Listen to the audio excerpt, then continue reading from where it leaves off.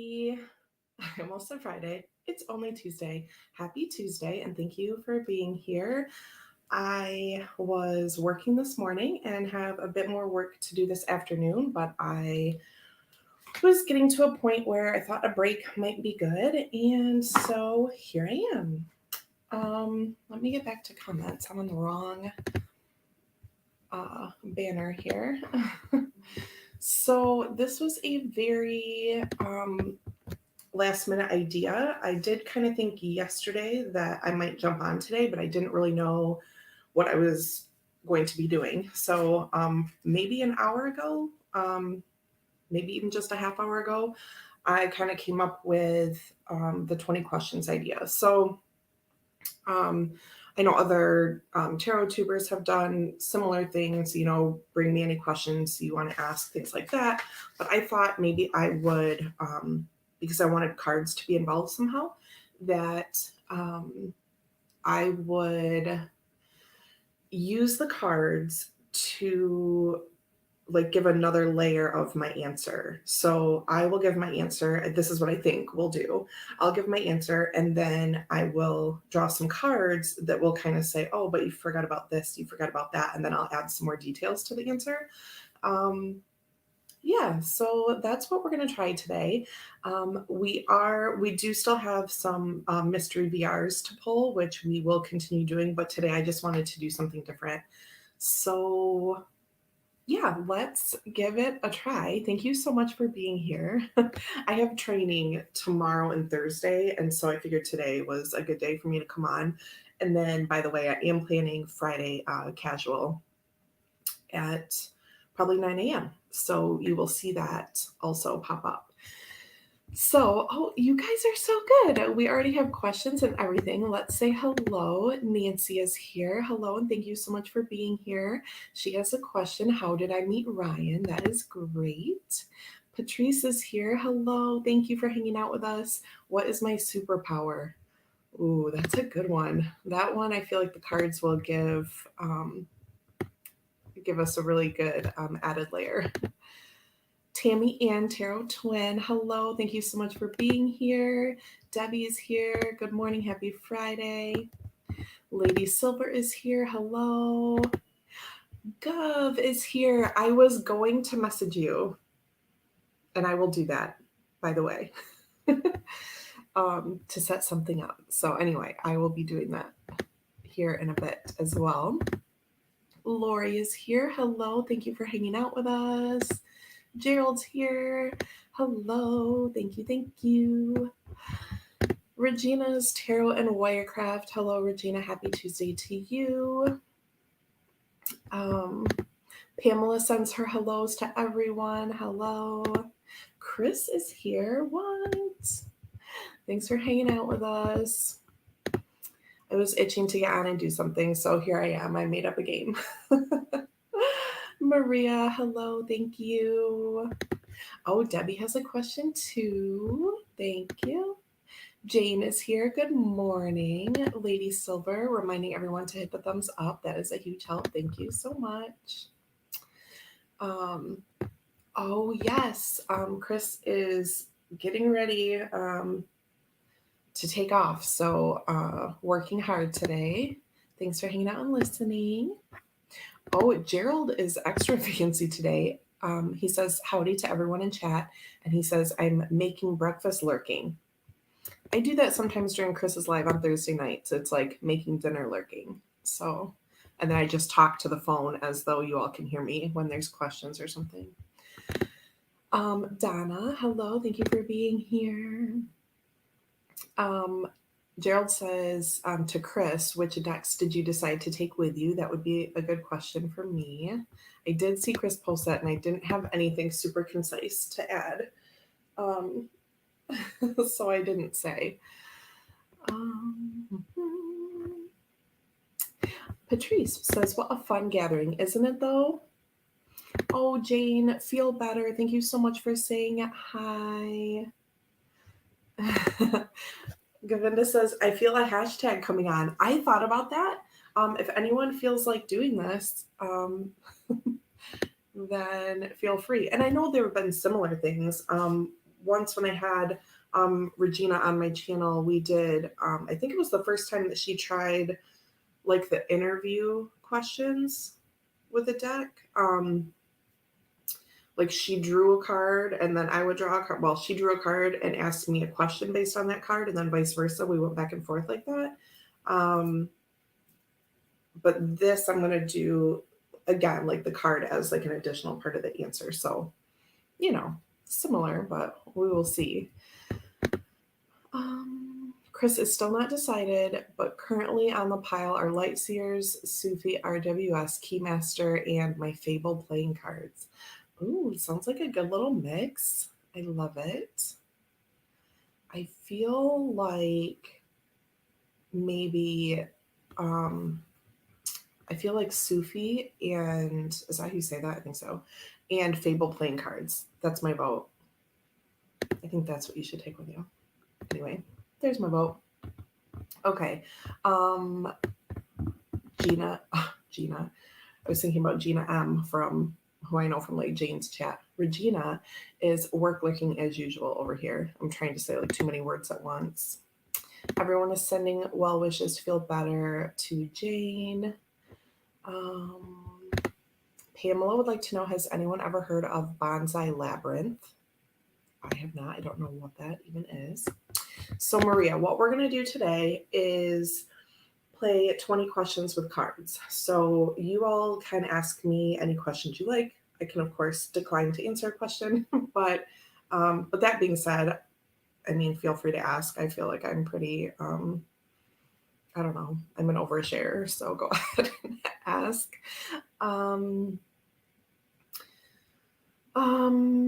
And then, so like Maria, if you ask me a question, I will answer it. And then I will also draw 1 or 2 or 3 cards to push me into another layer of that answer.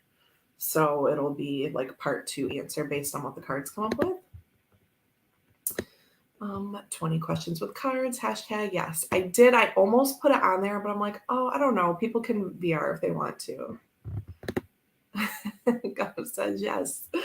You should do that for sure. MA is here, work lurking. Regina says yes, it was the first time. Did you all know, fun fact, that Regina first appeared on YouTube on my channel? Did you know that? That's how lucky I am. And then we did the interview thing that she then carried on with other people. So anyway, stuff for you to look at. Patrice says, I love your spontaneity. I know, this is like 2 times in a row, right? I did the first one, wasn't a surprise thing. And then Mystery VR last time. And now this fun little activity. It's just helping me right now. Yeah. Govinda's asking Chris how he's getting on with the Sufi. Or 20 questions with 20 cards. See, I don't know, because I feel like I might, it's just in my head that I might draw a couple to help me answer. I don't know, though. I feel like the cards part could just be general. Oh, Chris already responded. I'm way behind, but it's okay. Which deck did I find was hardest to read? That is a good question. What do I like about tarot? Okay, so let me... Yes, the first time she did a face showing thing. Yes, that she appeared, that her face appeared. Yay! I mean, it was all on her, but, I'll take that. Tarot Tube trivia. There is Tarot Tubers A to Z. That's another fun one that you can do. I learned about so many channels and so many things about people through that tag. Of course, I went all waterworks in my edition of that, so it's whatever, but space out with my face out, says Regina. Okay, let me see if I can go back. I hope I can, to get all these questions. So I'm just going to write some down because I'm not all high tech. I don't know how you star the things. So how did I meet Ryan? My superpower. Oh, that one feels heavy. But it's just because it involves a lot of things, I think.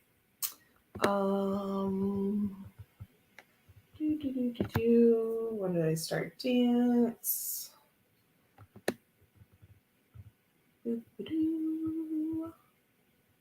I feel like Kelly Bear now. Meow meow. Looking.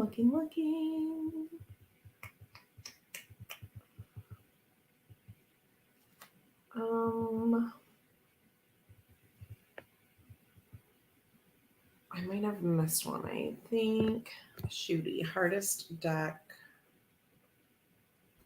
to read. These are not even words that I'm writing down. What do I like about tarot? A million things. Okay.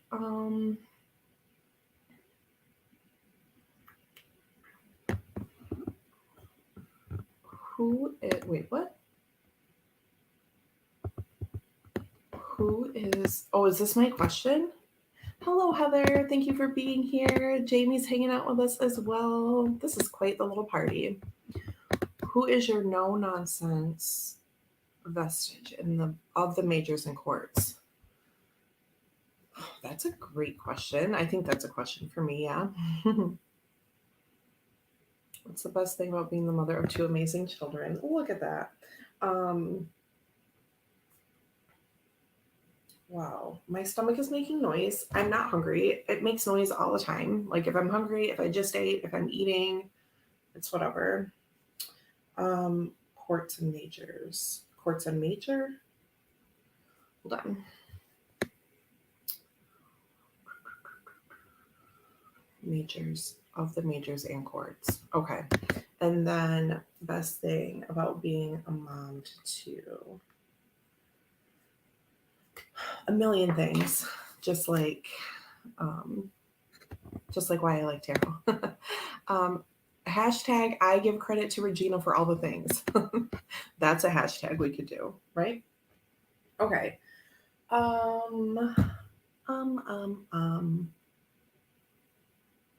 Let's start with that. We have 1, 2, 3, 4, 5, 6, 7.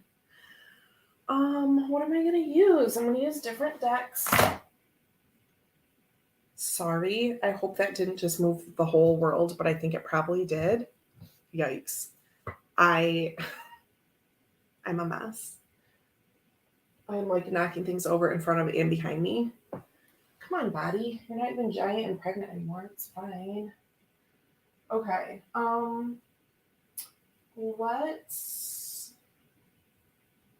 Those are going to be tricky. Let's just pull this beauty out. Which question would you never ask the tarot? Oh, Maria's going deep as she does. What is your favorite time of day to pull cards?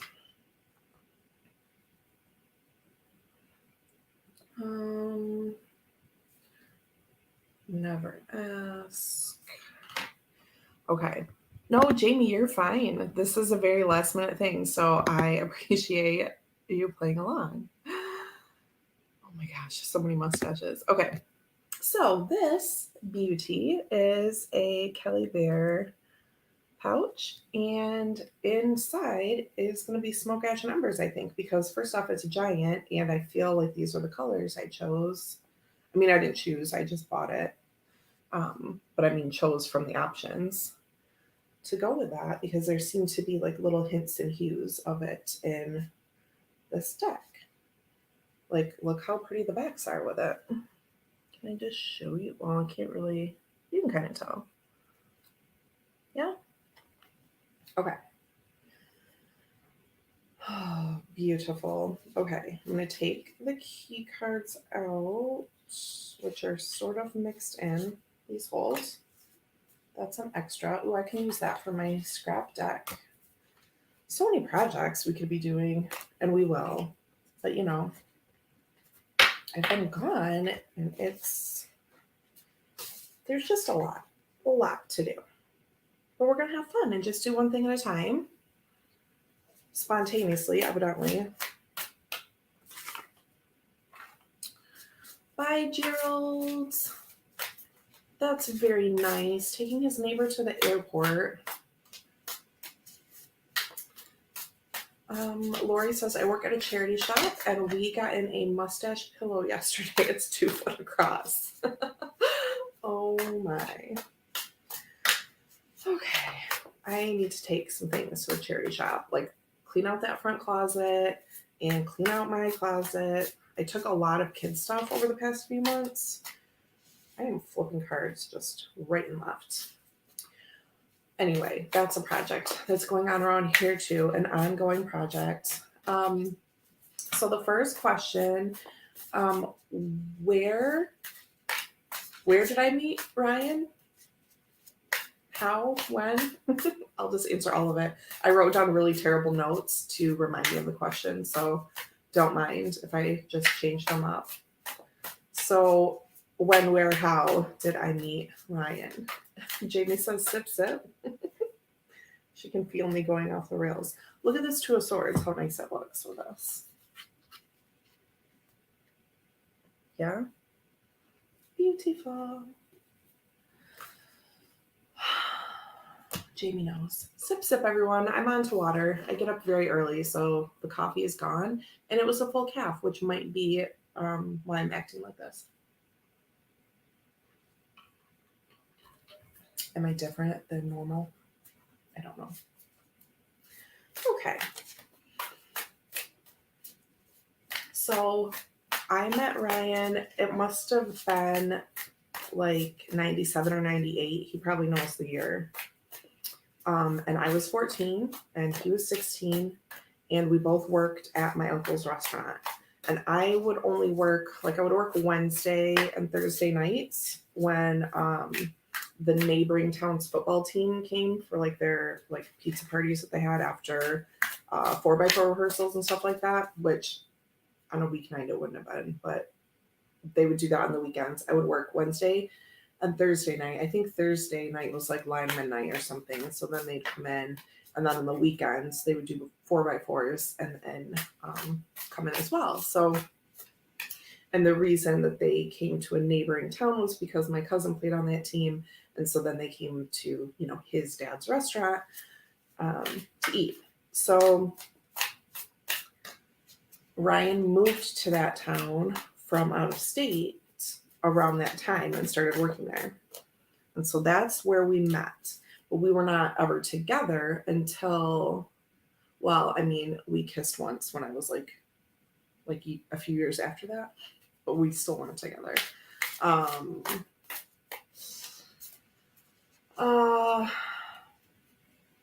So I met him in 97 or 98. And that summer, I was just about to turn 14 probably. And then we've stayed in touch ever since. So once a year, once every 3 years, it wasn't always a steady thing, but occasionally we would go out to dinner, maybe twice in that whole span of time, or a phone call or just something random like that, but not having regular contact by any means. And then in March of 2014, we called. I sent him a text and he called me, and I was like, oh, why are you calling? Just text me back. But I picked up the phone and then we started talking, and I went out to his house, I think that weekend or something. And I took some music from a show that I was working on because he's also very into music. And he had an infinite baffle speaker system set up at his house. So this is the ploy that he used. It really wasn't a ploy. I wanted to see him anyway. We basically had a music, art, show, sound kind of date at his house. But it wasn't a date. It wasn't planned as a date, but then it was. And that was March 1st. Of 2014 is the day that I went out there to his house. And I say out there because it was an hour and a half away, or maybe an hour 20, something like that. And then March 1st, 2022, Bela was born. Isn't that crazy? I think so. But But anyway, yeah, basically I went out there March 1st, and by St. Patrick's Day that year, like 2 weeks later, we were together. So that's the very long, drawn out when, where, how I met him. And the cards have to say what? Okay, so the cards have essentially just supported what I said in a way. So the first one is Four of Swords. And so basically, there was a lot of waiting and resting and being on our own. Like, even when we were with other people, it felt like that was a theme sometimes. Um, and that's why it took us so long to like really get together. I think I was like way beyond the whole relationship thing. I had bought my own house. I was going to be artificially inseminated and have a baby on my own the following October. And that never happened because then we got together. But I was just very much set into my life path at that time. And sometimes that's what you have to do. You have to like really commit to yourself and like click into something. And then you draw in what you actually really want. So I don't want to say it like that because I was 100% happy with the path that I had clicked into. But then that's the thing. Then that brings in um, other good things to your life, and then you can decide if you want those or not. So I feel like this Four of Swords is kind of this long, drawn out, like rest period from if I'm thinking about when we first met to when we actually got together. And then the second card I pulled is Ten of Pentacles. And look at this rendition of it with four little dragons and like the lovey ones in the middle. Isn't that amazing? I think so. So there you have it. How and when and where I met Ryan. Okay. So then let's do a different deck for the next question. So the next one is going to be, what is my superpower?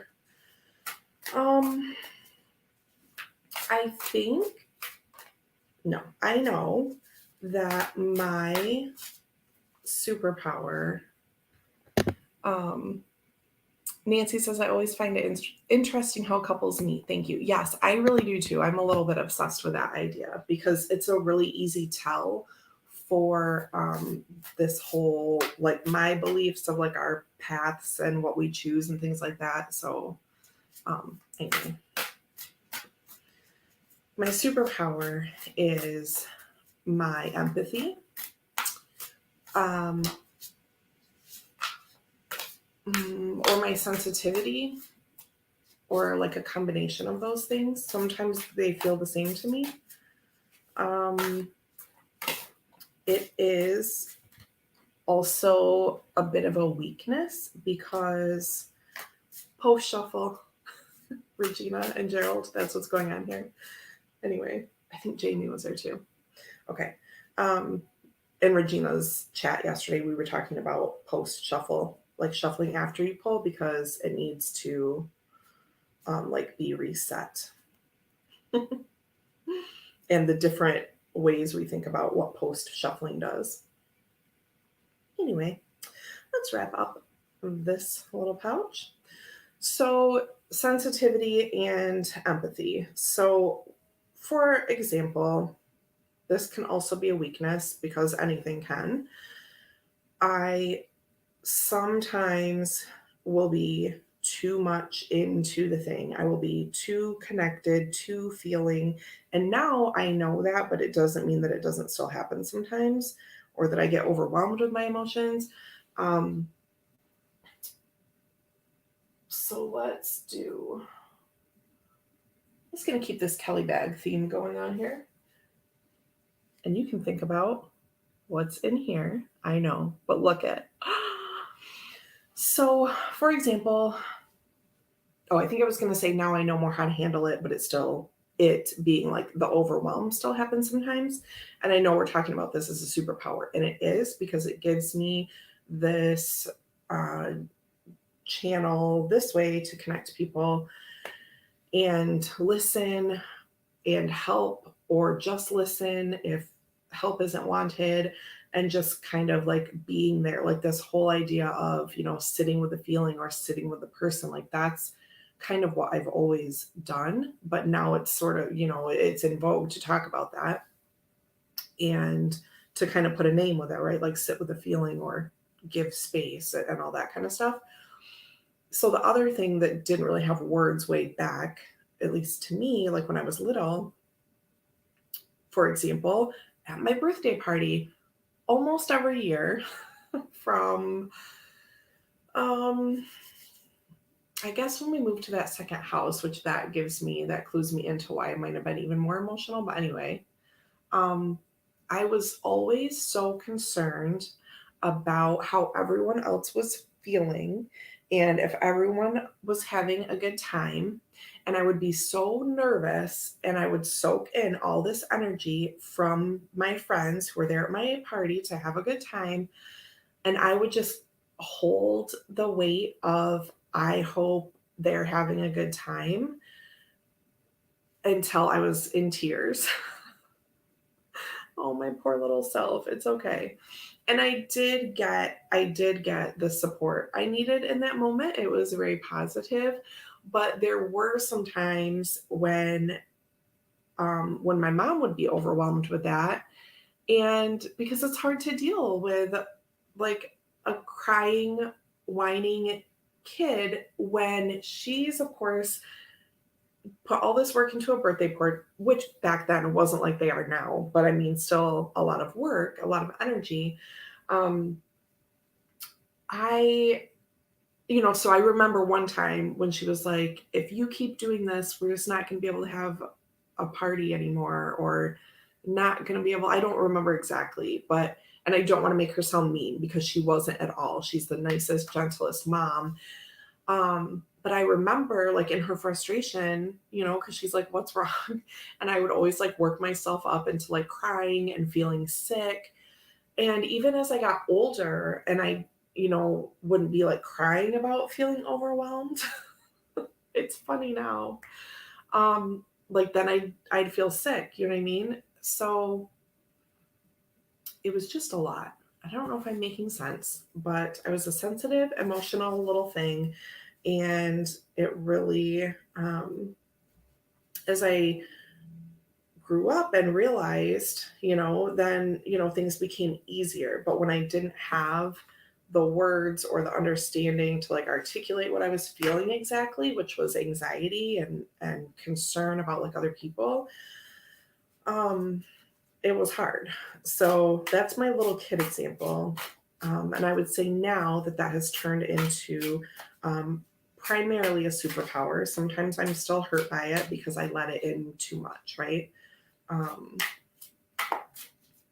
but I learned about energetic boundaries and communicating boundaries and all kinds of things. So let me know if I'm not really answering the question, but I think that's good. So what's in here is, what is this? Arthur Rackham Tarot. Yeah. Oh my God. Existing artwork, pre-existing artwork. You know what I mean. So let's see what, I feel like this is old school storybook, a little haunted, and it works out to help answer this question. Yeah, Patrice, you're very welcome. Wow. I'm going to take these jumpers. I don't really know. Let's just do it. I think it's just my lazy overhand shuffling, but we will take them. And this makes a lot of sense. Oh, there's 3. That reminds me of a painting I saw last night, like a 67 Dali that someone was selling on Pawn Stars. Anyway, so we have Ace Pence and the High Priestess and 10 of Pentacles again. Okay, so they came up like this. No, that's backwards. I don't know which way. So I'm going to show you this first. Came up with Ace Pence. So to me, that's like throwing cards. Cannot. So there's these kids under like this hollowed out root system of a tree, and what looks to be like an older lady giving them some fruit out of her basket. But they look a little scared, a little nervous. But there's that material aspect there, physical, the food offering, things like that. There's also like a little mouse or squirrel or something. So anyway, the kids in the base of the tree, this reminds me of like my little kid, like nervous energy.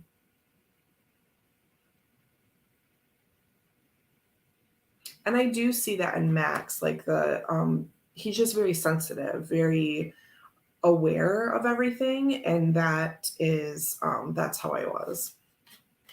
And I'm empowered to help him through those feelings.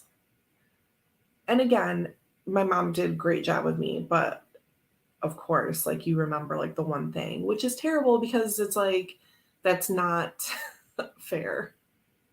Now that I'm a mom, I know that that's not fair. High Priestess.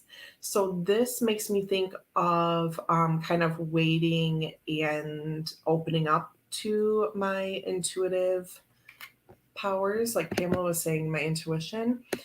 This reminds me, this would be like the coming of age part of it, and like growing up and always being interested in spirit side, and being open to receiving messages in different ways. And then that all kind of informing how I then dealt with emotions in my day to day life. And I don't know why those things were immediately connected for me, but they were. So I feel like all of that, like spirit side stuff coming through, was um, spirit guide, ancestor support, whatever that is. And also with quote unquote real world learning about conveying emotions and things.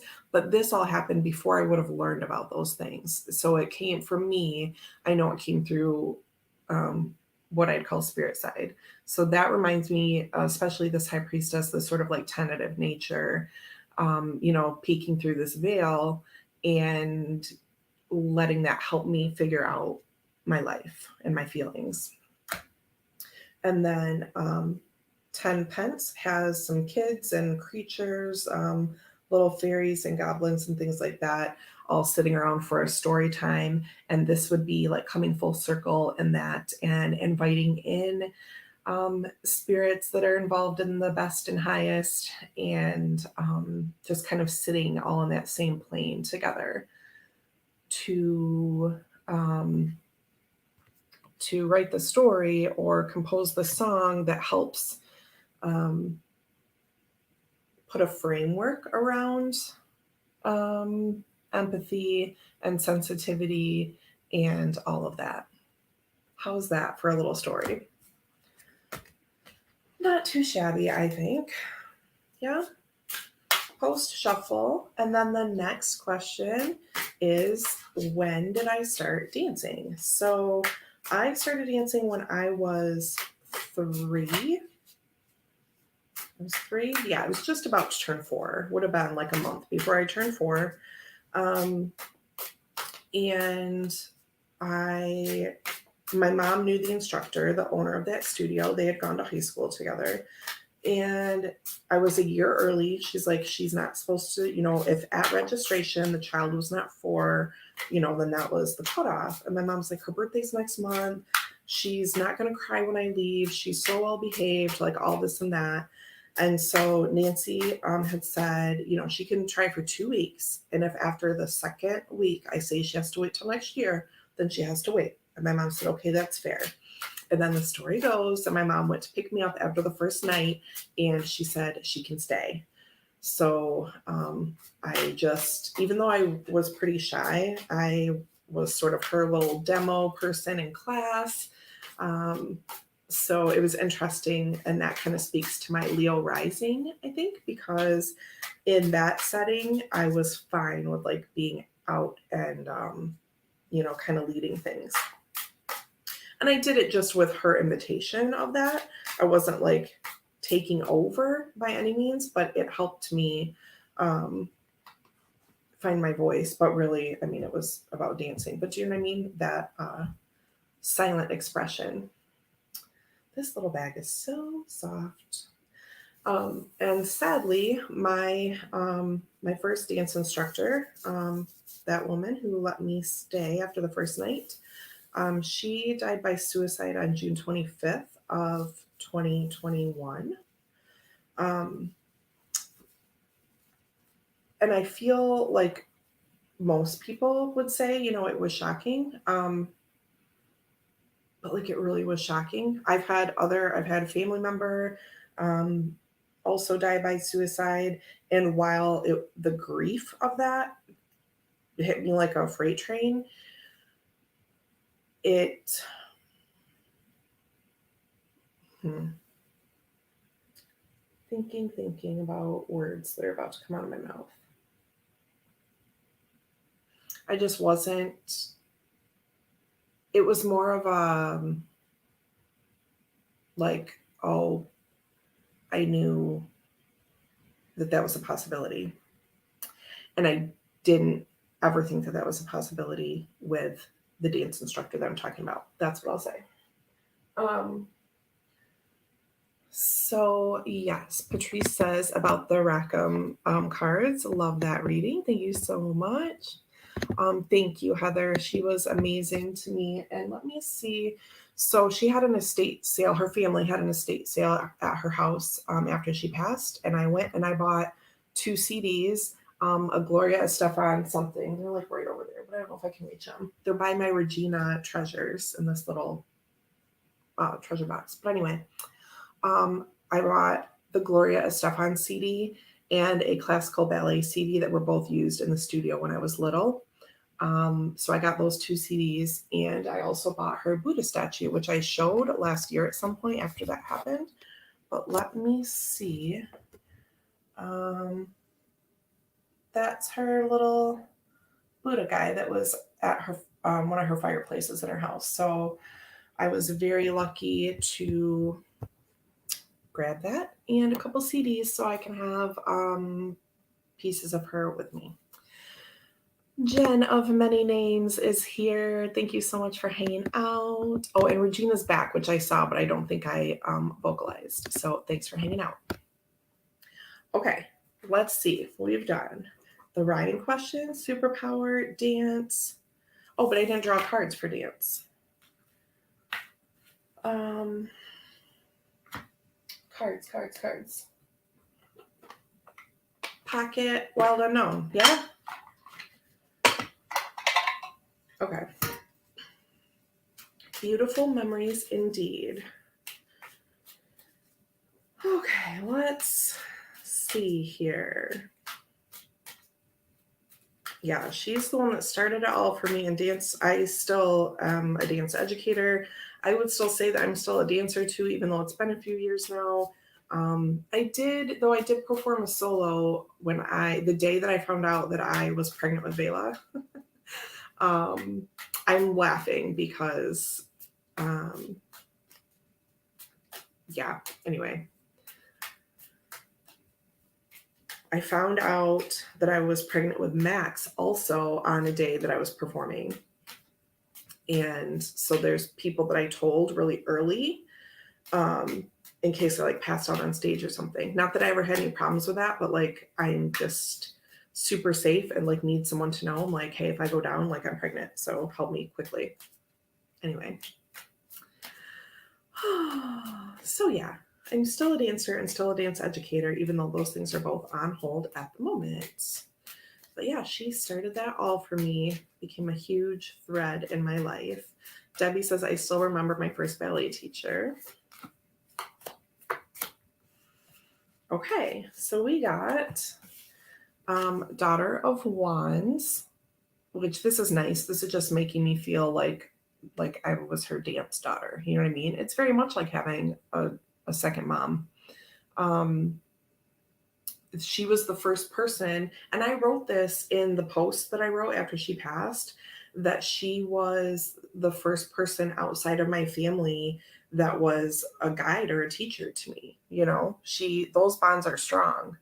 And especially like I carried through, I danced at that studio until I graduated high school. Like I never left, never went to any other studio or anything. So Daughter of Wands. This is about, and dance being one of my passions, following that, the creativity aspect of it, the action aspect of it. So I think these cards are going to come up sort of as affirmations and reassurances, much like they do when we're working on archetypes and I pull Transient Light or Zane's Oracle cards or anything really, and they just echo what we're talking about exactly. The second card I drew here is the Two of Pentacles. So that is really beautiful because a lot of times I talk about in readings with clients and things, especially like that Two of Pentacles, sometimes it's weighing out the priority that needs to take over at one time or another. Sometimes it's figuring out and like reprioritizing and balancing a couple of things that you want to carry forward with you. Maybe you don't want to leave one thing back right now and shift your attention all to one, but it's maybe about bringing both things together. And I would kind of read that differently based on what else is coming up with it. This one for sure, I would say, these are things that you balance together and you're going to carry them a long time. And I was balancing dance with school, and then I was balancing school with dance with work. Started working when I was 14, one of my first jobs, maybe even prior to 14. Though I did get my first assistantship class through her studio when I was 14. I also started my first like real job when I was 14. Anyway, kind of a ramble, but I think this is just saying also, you like how we have the two lemniscates here? Yeah, I do. That is just this ongoing part of my life, yeah? Okay. My first art teacher that really believed in me in high school passed from brain cancer before she got to see me graduate. I feel you. Yeah, and that's like, it's so hard. Teachers are the real deal, and when you find one that really speaks to you, that's a strong bond. You do know. Lori says this deck was waning in popularity, but very prominent when I found Tarot Tube. It stalks me sometimes. I might get the mini. This, I've said before, so if you've heard it, sorry. But I've been obsessed with Kim Krans before she was a tarot creator and before I knew she created a tarot deck, if that makes sense. I have books, like children's books that she's written, t-shirts, though the t-shirts are tarot related. But she and her ex-husband are, the two of them make up Family Band or The Family Band. And my boss had told me about that song and about that group. And so I was like listening to her music and all of this before I knew and before she created tarot stuff. So I have the Wild Unknown journal that I got near the beginning of lockdown, and that is in my Lockdown Helpers video, if you want to check that out. So anyway, yes, I'm a super fan, and I know that Wild Unknown went through like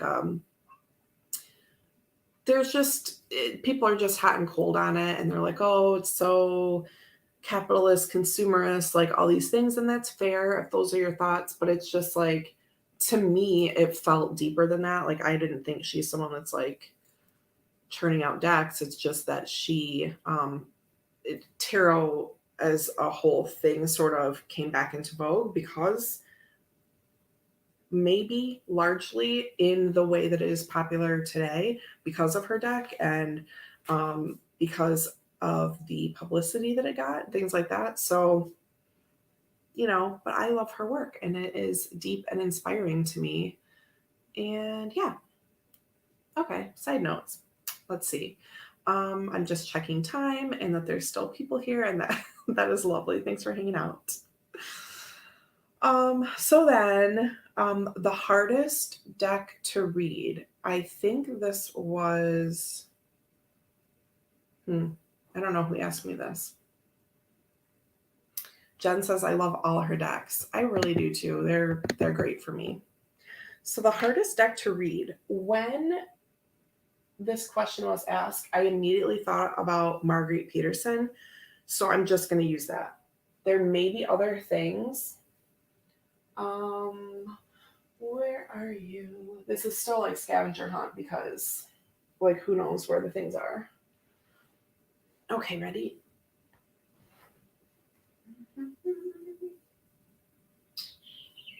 There it is. I have two, so I will bust them both out. This.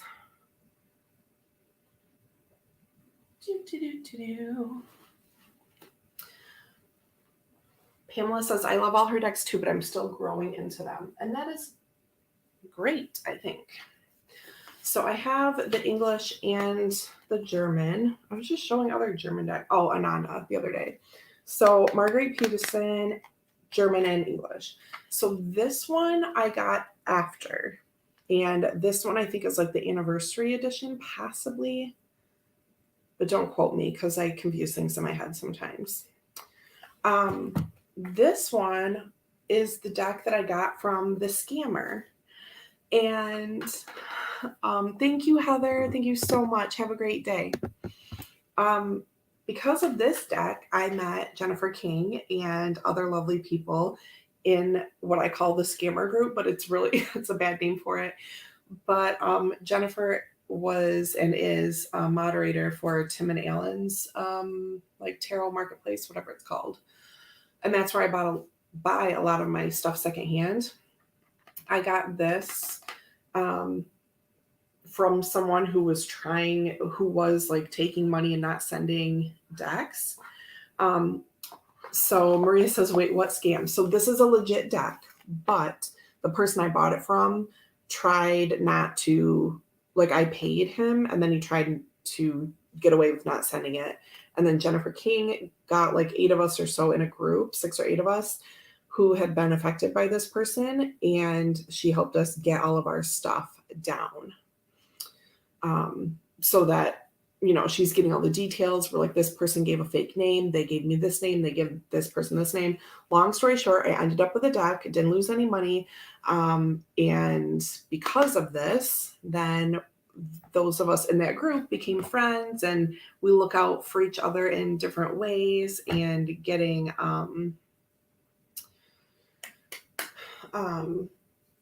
you know, now we're still all in that group together in Facebook Messenger and we will, you know, look out for decks or if people are selling stuff, we ask each other first in there if they want it, so on and so forth.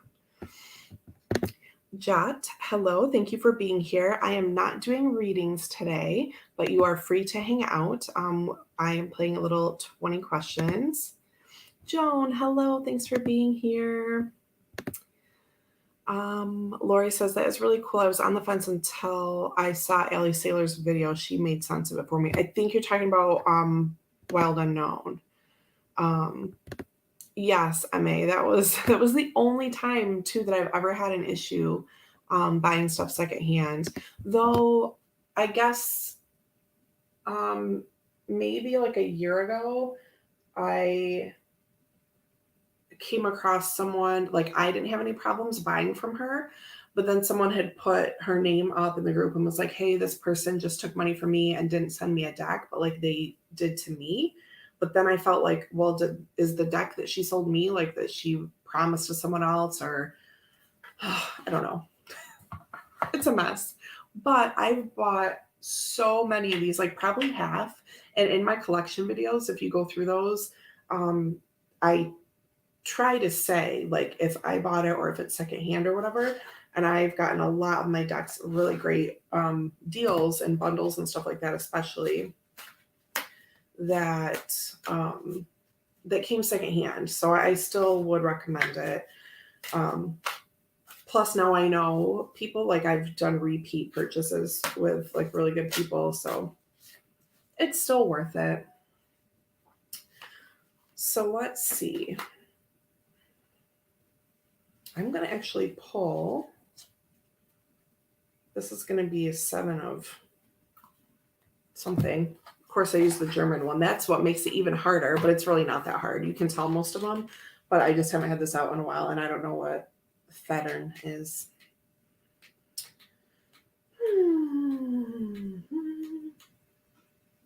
Okay, so those are the majors. Please hold.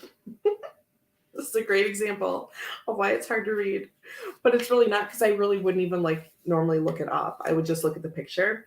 So it's hard to read, but it's also not. It reminds me a bit of like Shimmering Veil. I'm just going to show you first. I was really called to these burgundy borders, and that's why I wanted the German one, and that's why I bought it anyway. So it's hard to read, but it's not. Like, it's an abstract. I use this a lot for like meditative kind of thing, and also like as a backdrop to cast charms on.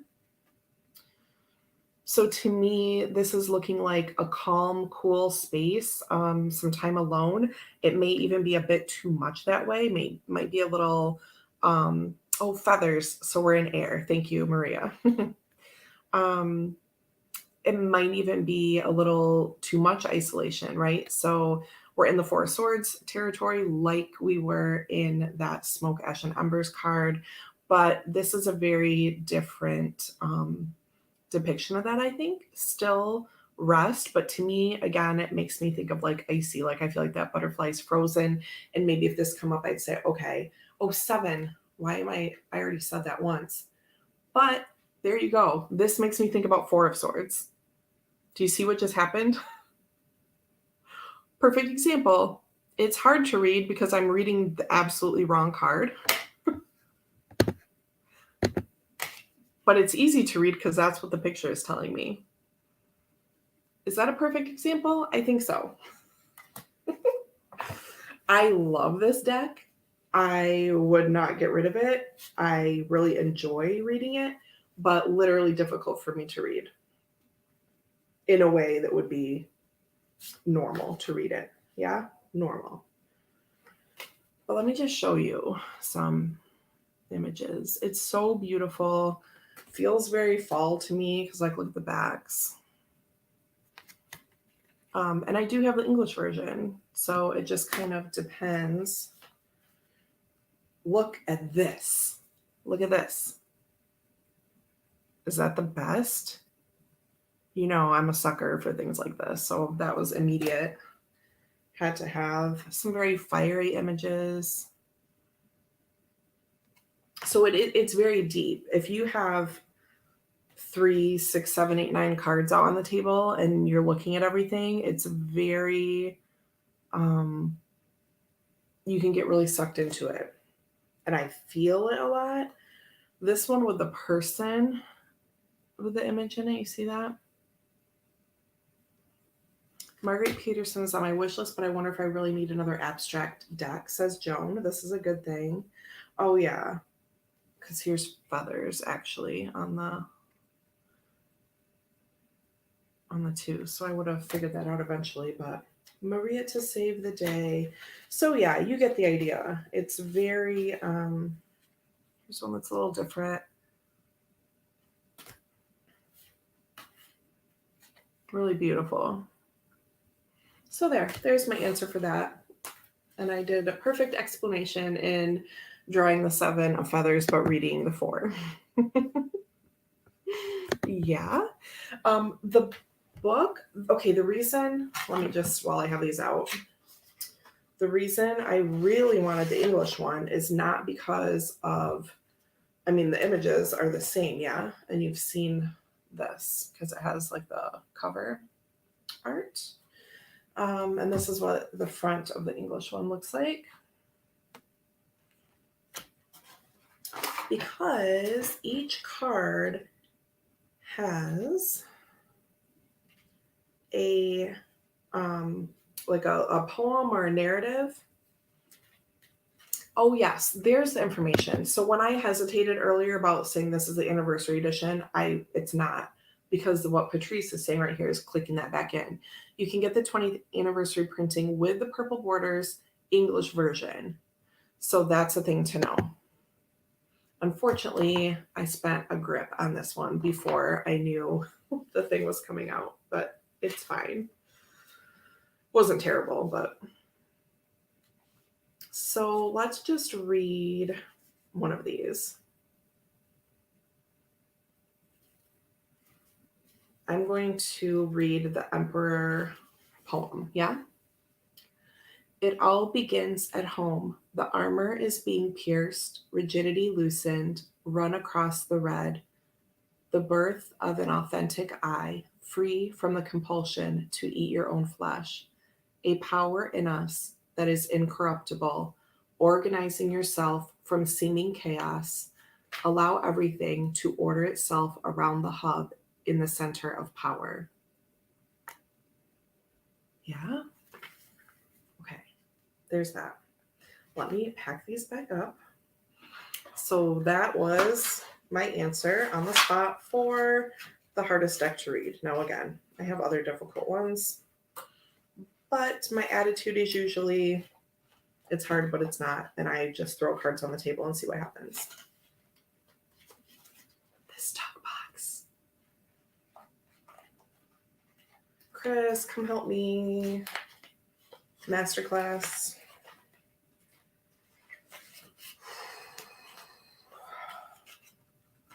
Everything's fine. All right. Back in the box you go.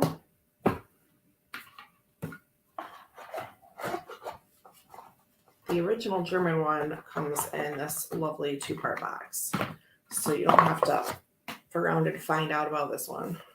Okay. Oh, these came from up here.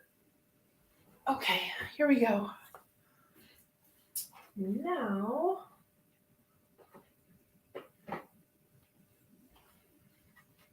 what is our next question? Okay, ow. Like smashing my finger on everything. Almost 2:30 a.m. here, so I'm gonna have to try to head back to bed. It was lovely to see your gorgeous face, even just for a bit.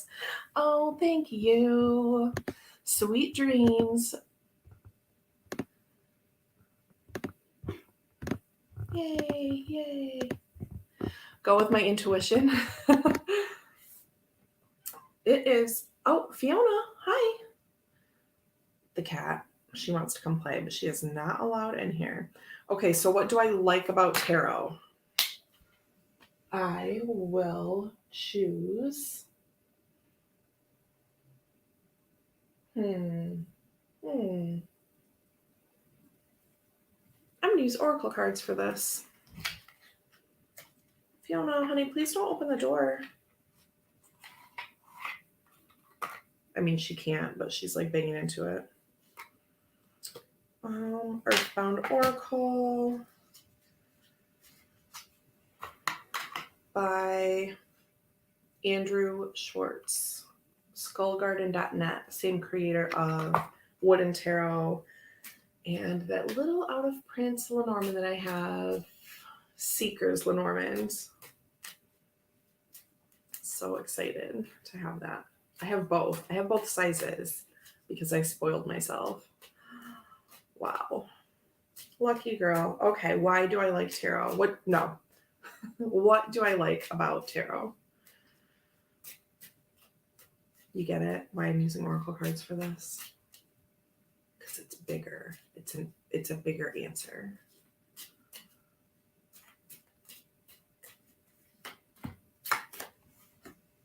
That's a great one. So I've just realized that I use this to answer it instead of answering it first and then drawing a card for more depth, but we can still do that. Sorry, I forgot the rules to this little game I made. Perseverance. What I like about tarot is that it helps me to persevere, literally helps me keep going. I know some people, when they get into hard times, will tap out of tarot for a bit. I was the opposite during this whole traumatic situation that I was talking about the other day, vaguely. That situation is still happening. There was a stretch in really like mid-October to like last week, really. I was not in it myself in my personal practice so much. I was still in chats, still getting readings from other people, things like that. But I did tap out of my own practice for a little bit.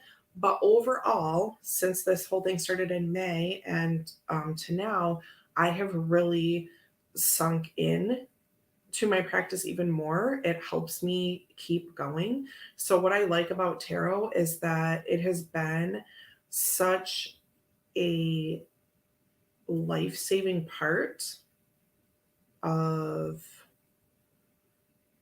um, of my spiritual being and spiritual practice. I'll say it like that. Um, because tarot is spirit infused for me, it's a way for me to more easily connect. It gets me into the space of connecting with spirit side, which for me is all around me.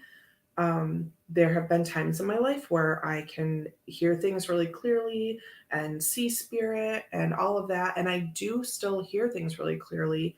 But sometimes it's too much. Just like I was talking about, like my little kid anxiety about, birthday party excitement and making myself sick and all that. The cards bring me into a focus, bring me into one small space, which helps me to be grounded because naturally I'm not grounded. I'm way up here thinking about all these things up here and not really being in it. And this whole situation, again, that I've been going through, the very first day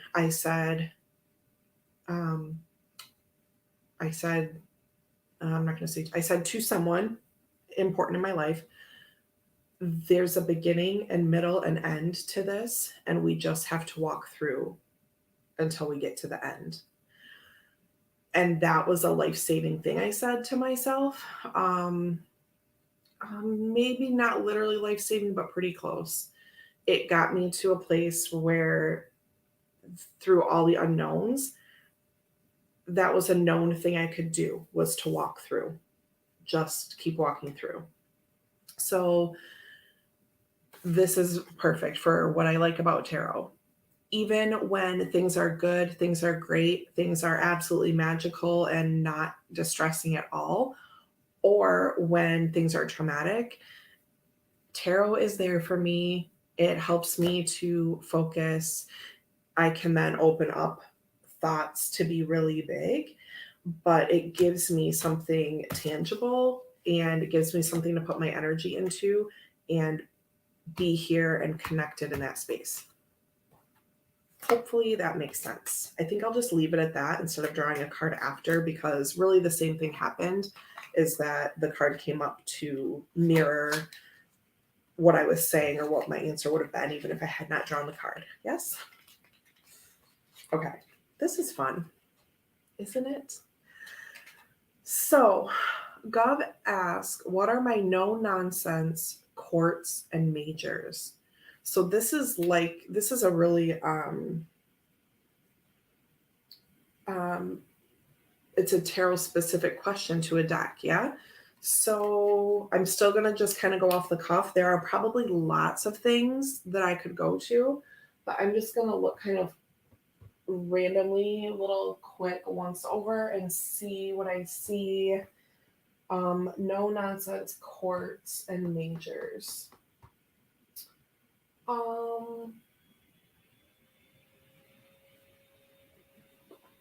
I'm really thinking light seers. Okay, I didn't mean to draw it like that. Sorry. Thank you, Maria. Thank you for the hearts. Donna says it's similar to having a meditation practice. It's good to work on it when things are going okay. So it's there for you when things are less okay. That's really big. I'm going to put this up here while I'm shuffling so you all can think about that. That's great. Yes, because you get to know the cards and the answers, even though they can change minute to minute. Even if I draw 3 cards right now from Light Seers, tomorrow they're going to mean something different. It's in the practice, yeah. And you are, you're exercising that, and then it's there for you when you need it. So I'm shuffling these right now just because, and I will draw a card because I want to see how the card answers this question. But I'm going to use, I'm just going to pull out a couple quarts and majors to show the no nonsense aspect that Gov had asked about. I will also say that I don't struggle with quartz like a lot of people do. That was one of the things when I first was coming around tarot tube and all this stuff was coming up about quartz and everyone's like, oh, they're so difficult and all that. And it's okay if it is. I'm not trying to like make fun or anything. I shouldn't say it like that. But then it made me like second guess because it was just so prevalent. I was like, am I not doing it right or something? I had like reverse imposter syndrome because I felt I'm like, why doesn't it seem that way for me? But I think also because I like way back when, like when I was in junior high and started reading tarot, I disregarded the little white book because the one I had was so rigid in terms of describing the quartz, especially that I just didn't pay any attention and I just made my own thing. And to me, very loosely, the quartz were about progress, they were about milestones. And so that's where the basis and the foundation of reading quartz came from for me. I'm so happy to be here with all of you. Great way to start my day with friends. Yes. We're just over an hour, but I mean, that's okay. There's no real time limit. But anyway, let me pull out some I should mention this is a beautiful gift from Chris. He sent me light seers. I didn't have it for the longest time. And he was like, we must fix this. That's the 2. Because this deck is so people-y, a lot of them look like quartz when I'm just going through. Oh, she's cool. Let's talk about her too. And then let me find. Yeah, I'll use that Dancing Hanged Man.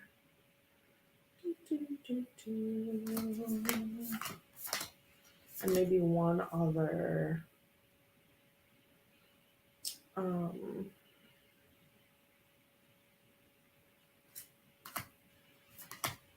Let's see.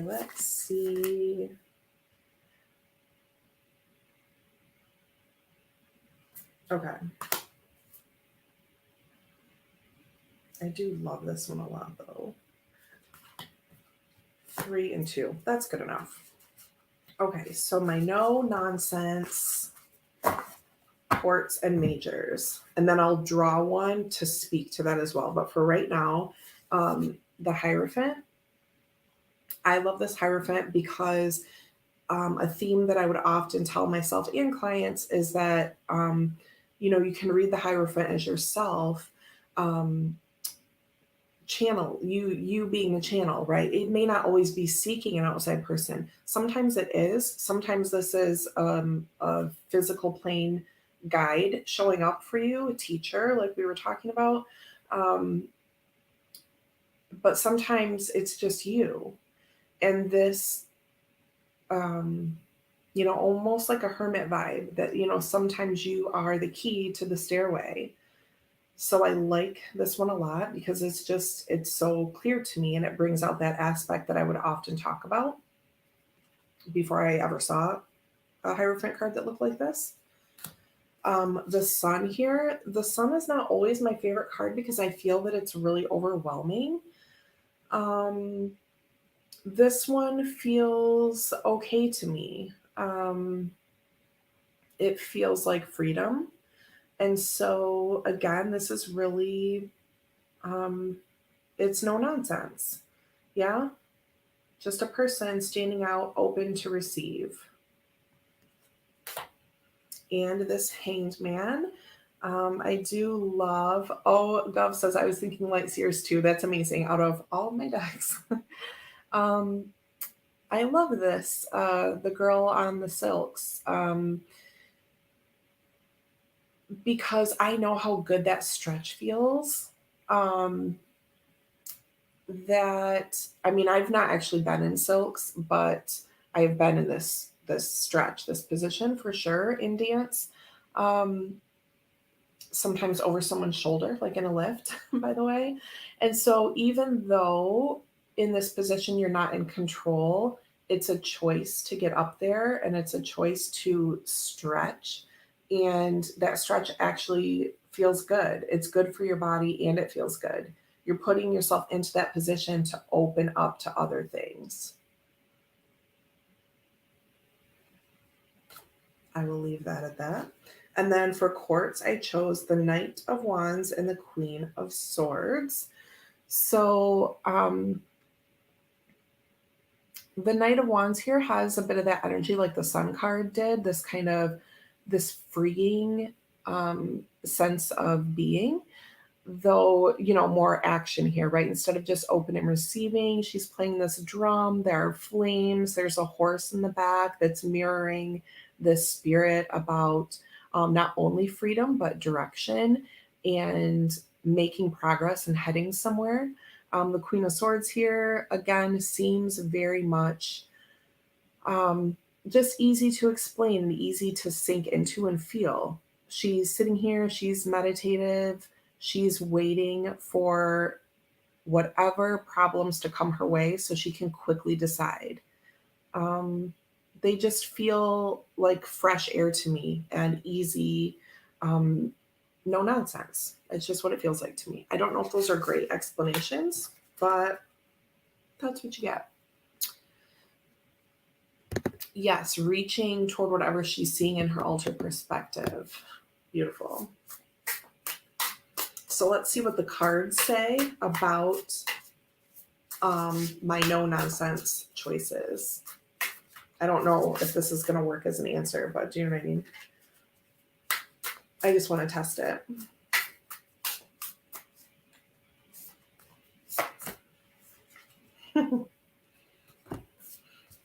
I love the Seven of Swords. So here we have what seems to me like moonlight, though relatively bright, full moon light, and crows or ravens here. I don't know. Jamie would probably have to tell me, but either way, to me, messengers from the other side, and we have this person collecting feathers. To me, this feels very much like gathering up what you need, taking things that may that belong to no one. I'm assuming these feathers have just freely fallen. No one like plucked these from a bird, right? This guy's out here just gathering up what has been given to him. I love the Seven Swords. It makes me think about how I read the Fox and Lenormand as primarily being resourceful. And so, what does this say about my no nonsense choices?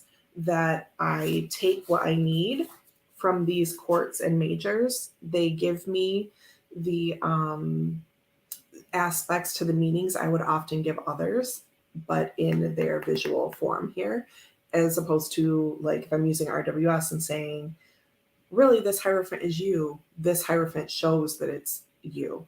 Yeah? So that's my answer. That's my card answer for why I chose these as no nonsense. What a great question. Okay, so yeah, Gov says, love this Hierophant too. Gathering intel. Mm-hmm. Okay, so the next one is what do I love, or what is the best thing about being a mom of two? I wrote down mom of two. The most amazing thing.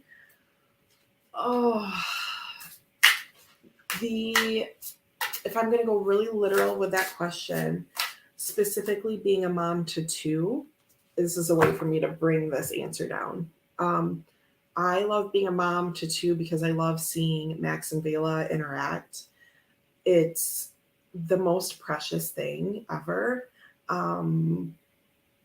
The way that she smiled at him the most and the most often when he'd like come back into her view when she was really young, and now she's like 8.5 months actually today.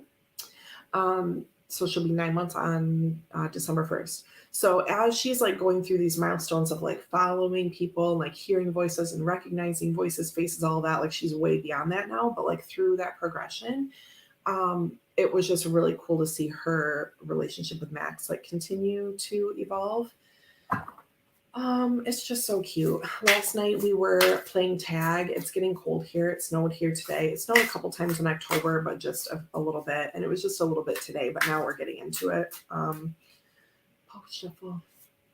The best thing about being a mom to two specifically is seeing them interact. We were playing tag last night. That's what I was saying.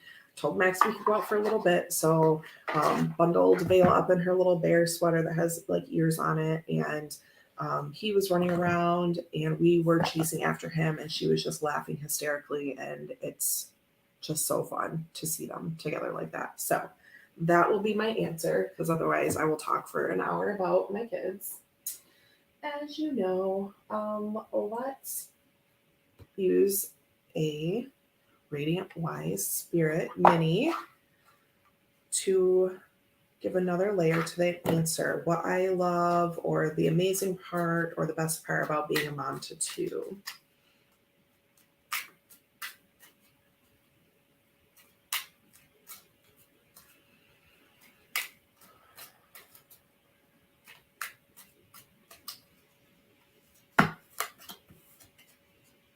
The Ace of Pentacles. This makes me think of walking through that little archway, walking down the path, just continuing to walk down the path with the two of them and just watching them grow. This is a really basic answer, but I mean, that's it. It's the seed of what's to come. And once it's like having Vela, like we really feel that our family is complete. It's that last little puzzle piece. And now we're all walking through, walking down that path and excited about the future and things that are growing and literally watching them grow as individuals and as siblings, which I think is amazing. So there's that.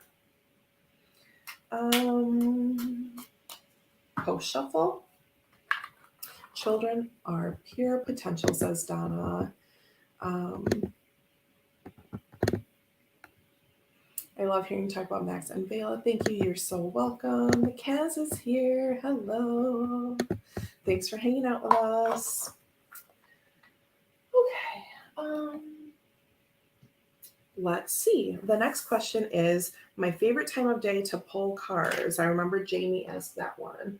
Let's do Lily White. My favorite time of day to pull cards. I would say I don't really have the opportunity to pull cards at any time of the day, usually, though the last few months the opportunity has opened up to like a wider range of times than it used to be. So this is a little bit biased based on just when I'm able to, but I do think I have shifted to like a morning or midday puller if I have a choice, whereas I used to pull at night, like pre-marriage, pre-kids, all of that. I would do a nighttime meditation and I would pull cards before and sometimes before and after that. But I'd say like around this time, like, you know, like 9 to noon, like that kind of window. But again, a lot of that is dictated by my schedule and things like that. But I do think I have more of that kind of energy going now, that like morning, midday kind of energy. So that's my answer. And we will see what Lily White says. Still don't know where my Boo Tarot is, by the way, if you're following that saga. The Ace. Oh yeah, it has the little thing at the top. I forget that sometimes. Anyway, the Ace of Swords. So that makes me think of like new beginning. I often say a breath of fresh air with the Ace of Swords. So that makes sense. This feels very much like a morning card to me as opposed to a nighttime. So there, that's my easy answer. And now here's my post shuffle. And then I will answer what I believe is the last question. is what's a question I would never ask the tarot? If you have other questions that I missed, put them in now while I'm thinking about this question I would never ask.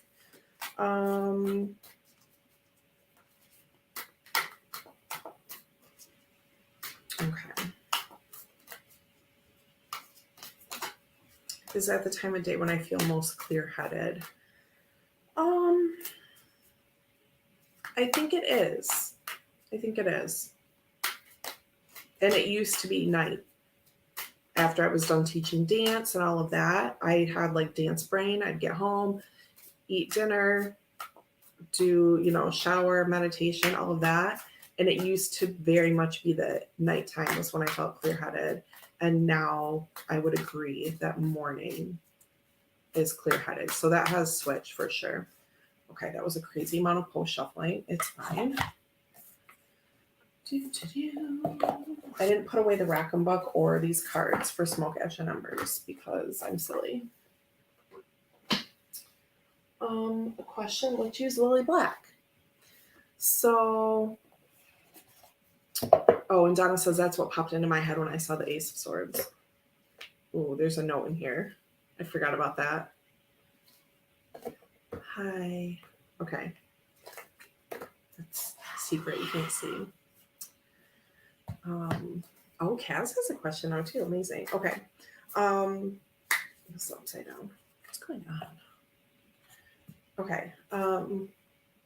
234 out of 1,000. Look at that. So the question I would never ask the tarot is, and this is morbid, but let's just go all the way to the end of the line. I would never ask the tarot if someone is going to die. And that is in my head because I have thought that before, but I'm like, I'm not asking that because I feel like it's too sacred and it's also way too out of my hands. I'll ask things that are pretty close to that intensity. I did ask my 5-cent tarot. Oh, you know what? Let's do that. I'm going to save this for Kaz's question. And I'm going to use my 5-cent because I did ask my 5-cent tarot. My second pregnancy, I miscarried. And I did ask this deck right here if I had miscarried because I had to wait a week in between appointments to find out. They didn't get a heartbeat at one of my appointments. And then just with the on the tones, not like on the screen. Can't think what it's called right now. And to save myself of the shock and grief that I thought I would feel the following Wednesday when I knew I was going back, it was September 9th. I asked on September 8th if my baby had died because I thought I knew that would bring me down and I knew the cards would tell me the truth. And then the next day when I went in and she, pulled me up on sonogram, and I could see right away that she wasn't getting heartbeat, and I could see the image, like the outline of the baby kind of.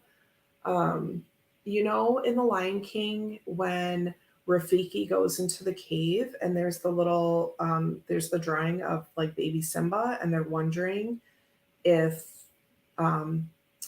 so at one point Rafiki goes into that cave and they believe that Simba had died and Rafiki drags his hand across Simba and it smears the shape of him. That's what the image looked like. That's all I could think about. It just looks smeared away, but like you could still kind of see. It was, I was glad I could still see the outline a little bit, but it was just very clear to me. That's what it looked like. And I had no idea that it could do that, but it was just like cells falling away or something. So I did ask this deck that, and that's probably as close as I'd ever get, but because it was my body and my baby, I asked, and I knew it was to help protect me the next day, to not just completely fall apart. And I did fall apart, but not like, I mean, I thought if they tell me that and I don't already have the idea, I don't know what's going to happen to me. I don't know how my body will react. So I'm going to draw a card to see what it says. Oh my gosh, I'm going to throw cards on the ground is what I really mean. The question I would never ask. So the cards are answering 10 of matches. Yes, Donna was definitely preparing myself. So accomplishment and delegation is the reverse. Burden, burnout, stress, responsibility. So here I'm feeling like, this ant, or yeah, it looks like an ant in the picture, is holding together all of these matches. And, it's like I was trying to hold it all together and hold on to that idea. But the matches were all burned out. It just wasn't, yeah, I mean, this is not the card I drew. This is the card I drew today. So I think this aligns pretty well, though, carrying too much, right? Like using this as a sign, like that would be carrying too much, like asking a deck about death, right? So the cards that came up when I asked were Tower, Ace Needles, and Tower, Ace Needles,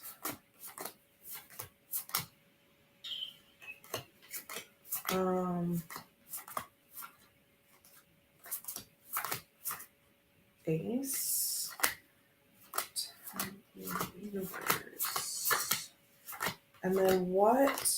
I know I wrote it down, but I don't know what that third card was, but the third one was promising. And I had asked, I pulled 3 at a time. I just pulled 1, 2, 3. Page Hermit Judgment. I just really want to show that Tower. So Tower was yes, the baby has died. Ace of Needles was you will need surgery. Which no one had even mentioned at the time because they were just saying, give it a week, we'll come back, we'll get you on sonogram next week when there's an appointment available, and then, and we'll go from there, right? So they just were like, it's probably fine, it's common in your second pregnancy not to hear as easily because there's like extra tissue and stuff. They're like, it's pretty early, it's probably, just come back next week. But I kind of knew. I did know. I knew. Okay, Tower, there you are. So I don't remember what the third card was, but I do remember it was promising. It was something like a pentacle, might have been Ace Pence, something like that. So when I asked if the baby had died, I got Tower, which I took as yes, everything's falling down. That's not going to work. It fell down. Upheaval and resisting change. And then next to it was the Ace of Needles.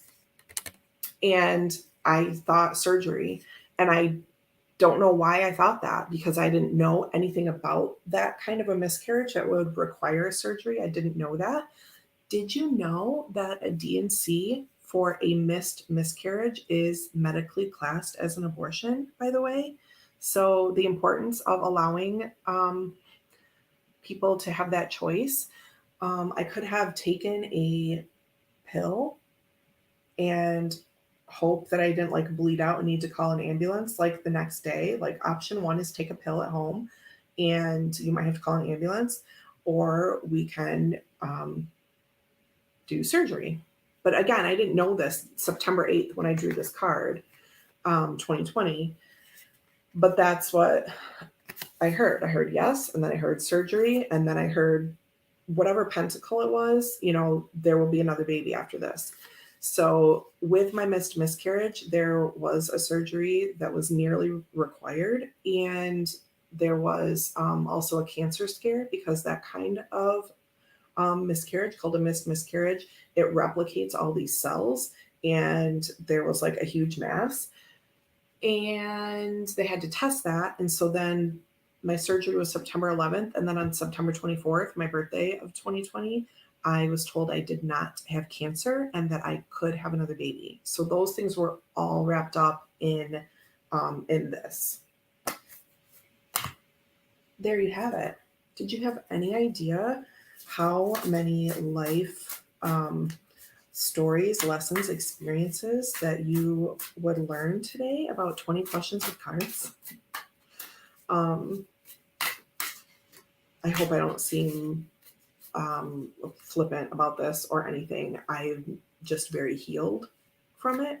I wasn't for a while, but I am now. I'm very settled in that. This current trauma has perhaps solidified that, though I was really, I was healed of that prior to this all happening. But that being said, this current ongoing trauma that we are not specifically mentioning here, but it has made everything else, I don't want to say not matter, because it's not that I don't grieve that baby and think about that baby. But I can't fully explain it because I can't, again, tell you what's going on. But this current ongoing trauma has made me not sink into old other things, because everything is about going forward. Not that I'm not going to remember things fondly, because I've talked about that before. A lot of people say, oh, the present is the only time. And it is, but I also put so much stock in thinking about our past and using our past to get here. It's just that I can easily talk about it now because of the gigantic, all-encompassing nature of this current thing. And I believe, my spiritual belief is that nothing is ever lost. No one is ever lost. That baby is with me, just like Bela was with me since I was 14 as a spirit. And that's why I named her that long ago. Did you know that? Anyway, okay. So, yes, 5 Cent answered the hardest question I ever asked the tarot. Debbie says, powerful. That's a lot. Yes, using tarot to pull inner strength in to ground and center yourself. Yes, other things recede in prominence, perspective change. Yes, you understand, and you all know me. So if I ever say something that sounds like uncharacteristic, then I probably don't mean it that way. Okay, so now that last question was, what are you looking forward to the most as a family of 4 for your first Christmas together? Lily Black. So many things. So I am looking forward to, this is kind of a basic answer, but I'm looking forward to bringing Bela into our traditions that we've started with Max. So there are traditions that I had in my family, and then there are traditions that we have with our little family. Like we still have like the extended stuff going on, though during the pandemic, we did not do Christmas anywhere else. And because, I mean, Max is only 4, he'll be 5 in January, but 2 months from today, actually. It's just about bringing Bela into those traditions, right? Having a 2-kid Christmas. We have had so many amazing things that we've started with Max, like making our own little Christmas traditions, and now she will be a part of that too. So again, that's kind of a big open answer, but that's just what I'm most excited about, having our Oh, and I do love my Christmas cards. We do like a photo card every year. So that's amazing to have our little pictures and all the names. It's just a thing that I've always wanted and would write her name, you know, long before she was here, just in my little notebooks, not on our actual Christmas cards. That would be weird. Um, so yeah, and she's at a great age. Like she'll be able to open presents and everything. You know what I mean? Whereas like if I had her right now, like she wouldn't be able to open presents in 6 weeks. But so it's cool. Very, very cool. So what does Lily Black have to say about what I'm looking forward? Nucleus bubble of love. Yes. What am I most looking forward to as our first Christmas as a family of 4? That's not the one. It's down there. Oh, did I still pull these all upside down? No, I don't know.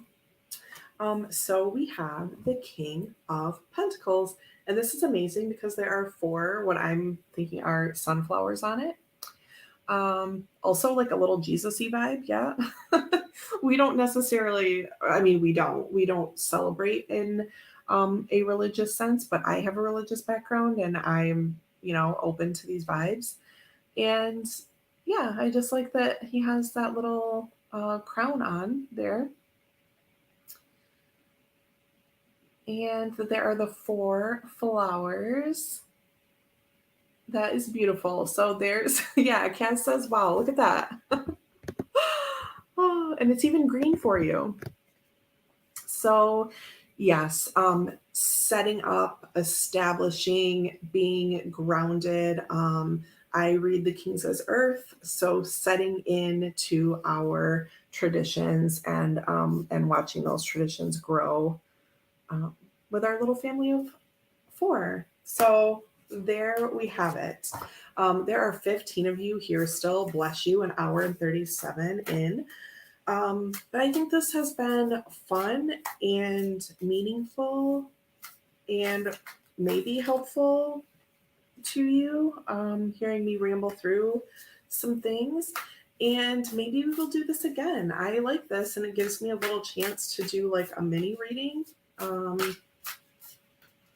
So yeah, I might also pop on at some point and do some readings, though it's probably not going to say that in the title because,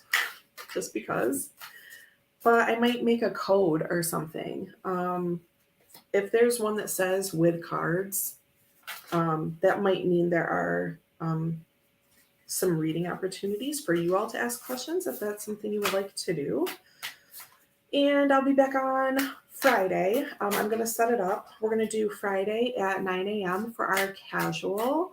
Those will go on for about a month at least, but at least through December 14th is a big day. Some changes will happen after that, and I don't know how much I will be on after that for a while, but then I will come back again. It won't be a crazy amount of months like this. But anyway, maybe we'll do another, 20 questions. I just say that colloquially. It does not have to actually be 20 questions. Today we did 1, 2, 3, 4, 5, 6, 7, 8, 9. So that's amazing. Mystery VR is going to be a thing we continue. 20 questions with cards.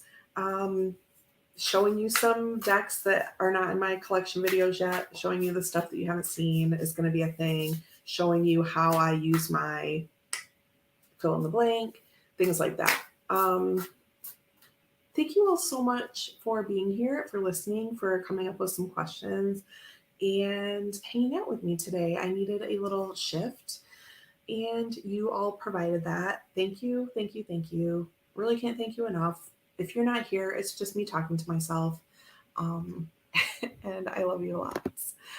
Thank you, Maria. I'm glad you enjoyed it.